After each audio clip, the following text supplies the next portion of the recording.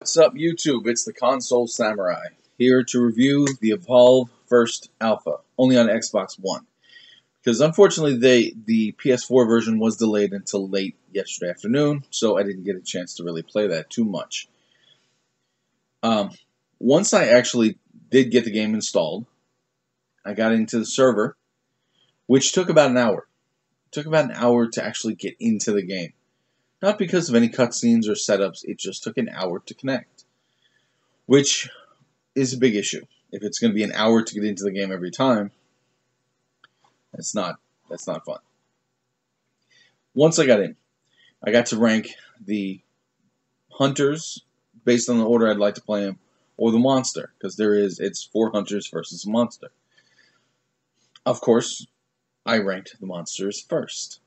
Because that's really what I was interested in playing. I really wanted to play the monster version. That was what really kind of sold me on wanting to at least look at the game. So you rank them based on the order you'd like to play them. Your order of preference. I only got the monster twice. With it being ranked as number 1 on my preference, I think I should have probably been able to get it more than once, or more than twice.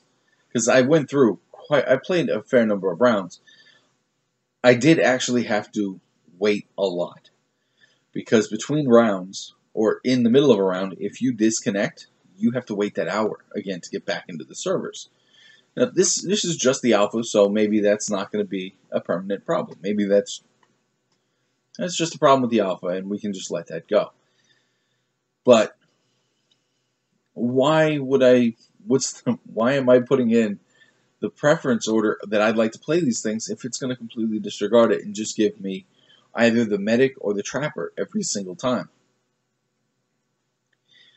Which it did. Almost every time I was either the trapper or the medic, which I kind of got good at playing them, but nonetheless. The settings, where you play, they're small little jungle areas. They're not huge open worlds. You don't hunt the monster all over the place. And you can see where the monster's been because the monster leaves glowing footprints. So it's fairly easy to find the monster.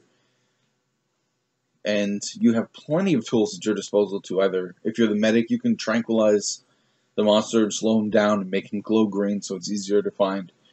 If you're the trapper, you can allegedly set out traps that will harpoon the enemy and kind of keep them caught and keep them leashed into a small area.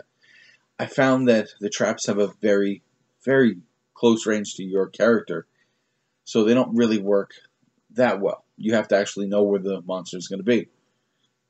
Which, there are some areas where it's easy to trap the monster, but all in all, it's not as useful as I would have hoped.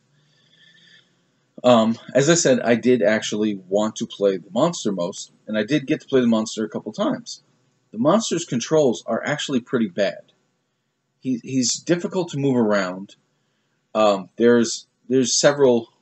It's difficult to make him climb. It's not as easy as I would have expected. Even with the little hints on the bottom telling you how to do this, how to do that, it's actually pretty easy for the party to find you and kill you if you're the monster. Which actually, I do kind of like the idea that you're not some just overpowered beast that can just destroy everything. That's cool because it keeps the gameplay balanced, but playing as the monster, it seems like they've kind of stacked the deck against you by making it a little bit more difficult to maneuver, and also making you have long kind of recharge times between your skills. Like, for instance, I had the fire breath. It took me a while to be able to use the fire breath between each uses. So it was pretty easy for the party to kill me because I couldn't get away and fight them at the same time. I was not strong enough.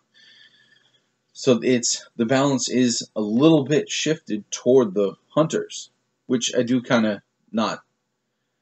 I think that kind of sucks that, it's not quite as balanced as it should be. But again, this is just the alpha. But again, it was not a bad game. It's not a bad game. I don't see this being a game that's worth $60 to play. But we'll see. We'll see what changes are put in between now and the beta, or between the beta and the actual retail release. It may not even be 60. It may be cheaper. It may not even be an issue. But it is a fun, it's an entertaining game to pass the time. Even though a lot of the passing the time involves you waiting. That actually was the majority of the time.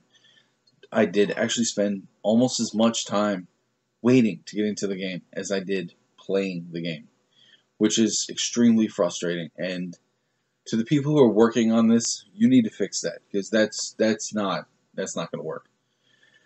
That's not your game will never sell. That's just a terrible product. And if you're really going to, on retail release, going to be waiting as long to play the game as you will to play the game. But if you like first-person shooters, it's a fun game. It is. I'm not a huge first-person shooter fan, as I've mentioned in previous videos, but I did enjoy this. It's not something I'm going to be purchasing based on what I've played so far. But tonight I will be putting more time into the alpha, playing the PS4 version, which has been extended to tomorrow morning. So, once again, I am the Console Samurai, and I'll see you around.